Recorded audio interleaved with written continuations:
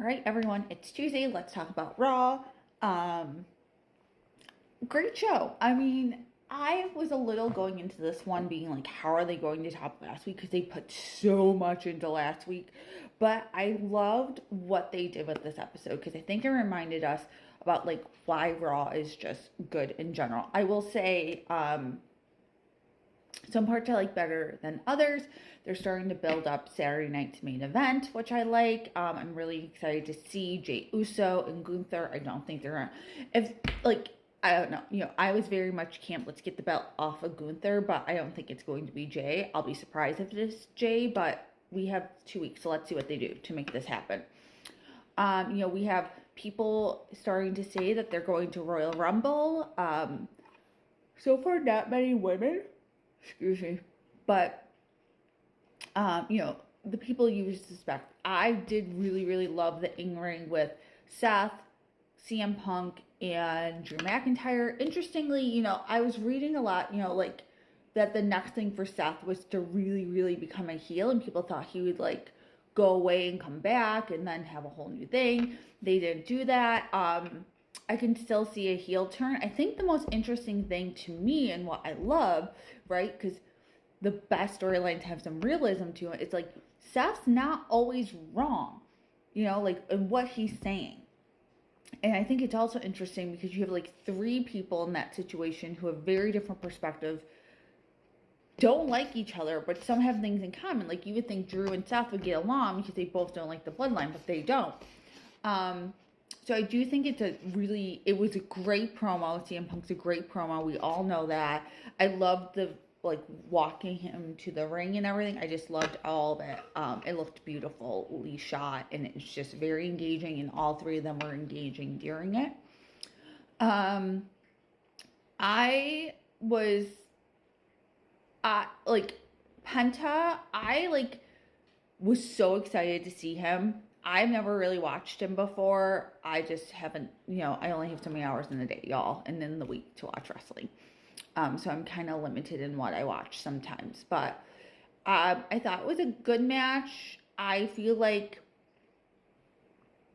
there were points where like things were missed where I was kind of like maybe they should have like given him a little bit more time. But I think overall, like, yes, you can see how amazing he is. Has anyone seen someone translating his speech? Because I thought the promo like felt passionate. It felt like, but I also don't speak Spanish. I'm just curious what he actually said during that part of it. So if you've seen it or know what he said, like, can you tell me? Because I just would like to be fully into that promo at that level.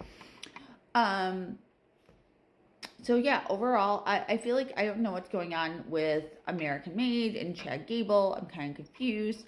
I really would love to see him in a John Cena thing. So who knows?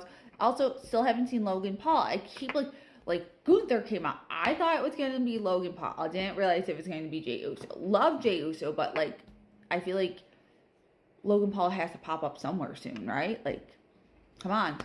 I thought it was interesting when they said that the Wyatt Six got moved over to SmackDown. Curious about that. Again, I feel like I was so excited for the Wyatt Six. Like, I loved them. I love how they came out. I loved their early matches. I loved the whole thing with Chad. I mean, like, I was kind of digging this thing with Final Testament. So I'm a little confused where they're going next. And then, like, also where does that mean Final Testament's going to go? The Miz match was good. Surprised they didn't give Miz his full entrance. That was a little weird. The Women's Intercontinental Championship, my one complaint is Pat McAfee. Pat, China is not, and will never be, because she's an icon. R.I.P. The eighth wonder of the world. She was and will always be the ninth wonder of the world. I did like that recognition, though, that she held that title and was the only woman who held that title, because that was a very important moment, and I think it's such a part of her legacy that she deserves her flowers on so much stuff that she did not get, and I feel like give her her flowers, man. Ninth wonder of the world. Love the little thing with Liv and Dom. Um, can't wait to watch that fall apart in a blazing inferno, quite honestly. It's going to be great to watch. I mean, I love me a Rhea Ripley moment. And I was kind of like, the night kept going on. I'm like, where's mommy? Where's my mommy? Where's mommy? Where's mommy? Because she deserved this moment. Loved her moment. Loved the whole interaction. I did like, I heard a lot of complaints. I hadn't thought about this until people started to complain about it, about how Cody was treated during the premiere episode and like sitting in the audience and not really getting an entrance and that kind of stuff.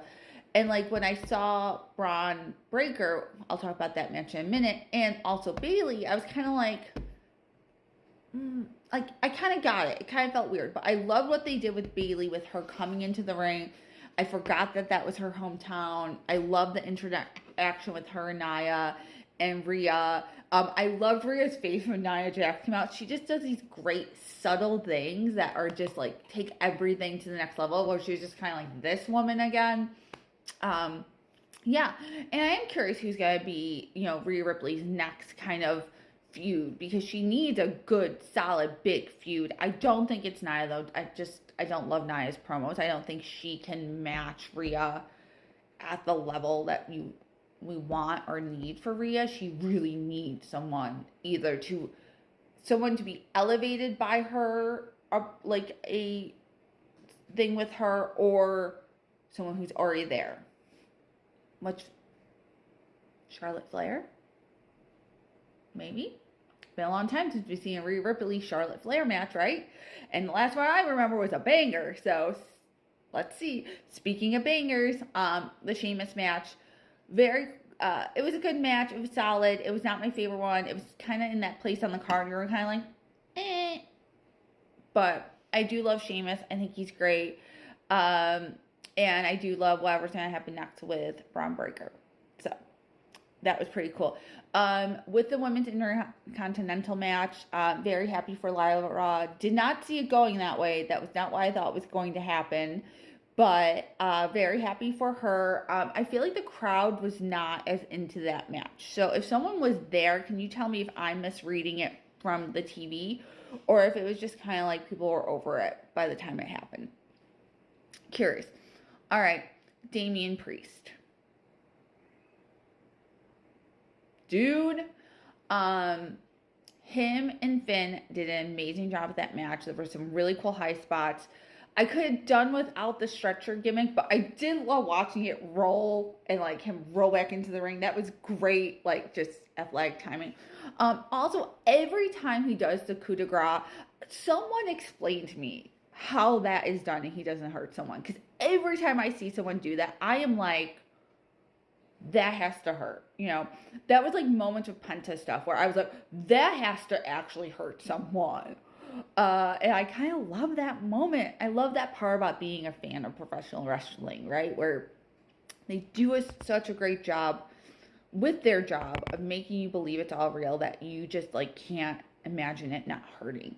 I mean, and yes, the stuff hurts. I feel like I'm going to get yelled at for this, but I fully recognize that they do get hurt. That is physical toll on their body, but like you should be breaking ribs with that move, right? Like, am I the only one who feels like this?